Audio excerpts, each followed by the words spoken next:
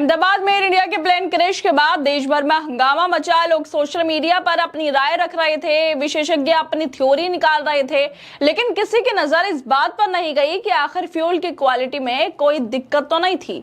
यह हैरानी की बात है कि इतने बड़े हादसे के बाद भी एविएशन फ्यूल पर सवाल उठाने की जहमत किसी ने नहीं उठाई। गोदी मीडिया जो हर छोटी बड़ी बात पर चीख चीख कर बहस करती है, इस बार पूरी तरह खामोश रही। ना तो किसी ने फ्यूल सप्लायर पर सवाल दागे और ना ही इस दिशा में जांच की मांग की गई, क्योंकि एविएशन फ्यूल 3 कंपनियां सप्लाई करती है और इन कंपनियों में से एक नाम है अंबानी की कंपनी का। देश के इतने बड़े उद्योगपतियों में से एक अंबानी की कंपनी भी एविएशन फ्यूल सप्लाई करती है।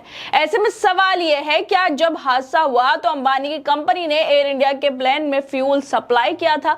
क्योंकि एविएशन फ्यूल में मिलावट की आशंका जताई जा रही है, जिसकी वजह से ये हादसा हुआ। दरअसल आरटीआई एक्टिविस्ट कुणाल शुक्ला ने फिर एक बार एयर इंडिया विमान हादसे को लेकर director general of civil aviation में आरटीआई लगाई, जिसमें उन्होंने विमान का लास्ट फिटनेस सर्टिफिकेट और उस दिन उड़ान भरने से पूर्व जिस इंजीनियर ने इसको ओके किया था उसकी डिटेल मांगी गई थी। लेकिन उनकी ये आरटीआई डीजीसीए से एयरक्राफ्ट एक्सीडेंट इन्वेस्टिंग ब्यूरो को ट्रांसफर कर दी गई ताकि सही से जवाब मिल सके। इसी बीच ये सब सवाल उठ रहे हैं कि फ्यूल में क्या गड़बड़ी की वजह से यह हादसा हुआ है, क्योंकि अहमदाबाद में 12 जून को जलंधर जाने वाली एयर इंडिया की फ्लाइट AI 171 उड़ान भरने के फौरन बाद क्रैश हो गई थी।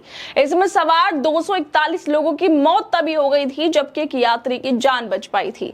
वहीं इस घटना में कुल 270 लोग मारे गए थे। सवाल ये है कि आखिरकार जब प्लेन ने उड़ान भरी थी तो उससे पहले किस कंपनी ने उसमें फ्यूल भरा था? और ये बहुत गंभीर और बहुत बड़ा सवाल है, और यही सवाल आरटीआई एक्टिविस्ट कुणाल शुक्ला भी अपने ट्विटर पर उठा रहे हैं। वो लिखते हैं कि एयर इंडिया विमान हादसे के लिए मेरे द्वारा डीजीसीए में लगाए गए आरटीआई आवेदन 6(3) के तहत एयरक्राफ्ट एक्सीडेंट इन्वेस्टिंग ब्यूरो को ट्रांसफर किया गया है। मैंने आरटीआई से इस विमान का लास्ट फिटनेस सर्टिफिकेट और उस दिन अहमदाबाद से उड़ान भरने के पूर्व जिस इंजीनियर ने इसको ओके किया था उसका डिटेल मांगा है।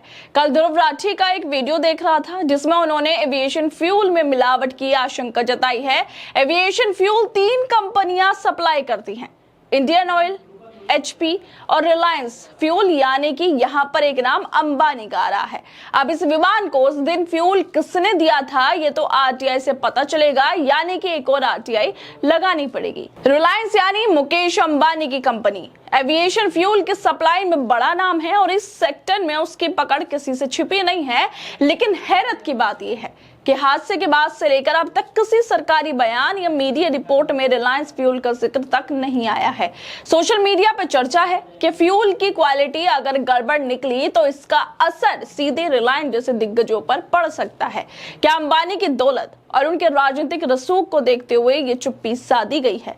ये सब सवाल सोशल मीडिया पर लगातार उठाए जा रहे हैं, जिनका जवाब सरकार को जरूर देना चाहिए। अंबानी के फ्यूल की भी जांच होनी चाहिए, क्योंकि अगर इसमें कोई खामी थी तो हादसे की जिम्मेदारी सिर्फ टेक्निकल फेलियर पर नहीं बल्कि सप्लाई चेन पर भी डाली जानी चाहिए। मोदी सरकार की भूमिका पर भी सवाल या निशान है। एविएशन सेक्टर को दुनिया में नंबर 1 बनाने के दावे करने वाली सरकार जब हादसा होता है तो चुप्पी क्यों साध लेती है? बाद में एविएशन फ्यूल की आपूर्ति 3 कंपनियां करती हैं, इंडियन ऑयल, HP और रिलायंस, जिसमें रिलायंस का नाम मुकेश अंबानी की कंपनी से जुड़ा है। सवाल यह है कि क्या हादसे के दिन एयर इंडिया की जो फ्लाइट थी AI 171 को रिलायंस ने फ्यूल सप्लाई किया था? आरटीआई एक्टिविस्ट कुणाल शुक्ला ने इस मामले में आरटीआई दाखिल कर दी है कि कौन इंजीनियर ने इसे ओके किया था और आखिरी फिटनेस सर्टिफिकेट किसने दिया था। इन सब चीजों की डिटेल मांगी गई है। लेकिन अब शुक्ला जो हैं वो ये भी कह रही हैं कि फ्यूल किस कंपनी का भरा गया था इसको लेकर भी आरटीआई डाली जाएगी, ताकि सच्चाई जो है वो सामने आ सके कि अंबानी की कंपनी थी या कोई और कंपनी थी जिसने इसमें फ्यूल डाला था। खैर दोस्तों, आप लोगों को क्या लगता है? जिस तरह से अंबानी का बड़ा नाम है लेकिन फ्यूल में मिलावट की जो बात की जा रही है, गड़बड़ी की जो बात की जा रही है, उस पर कोई सवाल नहीं उठा रहा है। हो सकता है कि अंबानी की कंपनी उसमें एक बड़ा नाम है, इसी वजह से ये जो सवाल है इसको दबा दिया गया है। आप लोगों को क्या लगता है इस मुद्दे को लेकर? हमें अपनी राय जरूर दें। बाकी तमाम खबरों को देखने के लिए जुड़े रहिए हमारे साथ।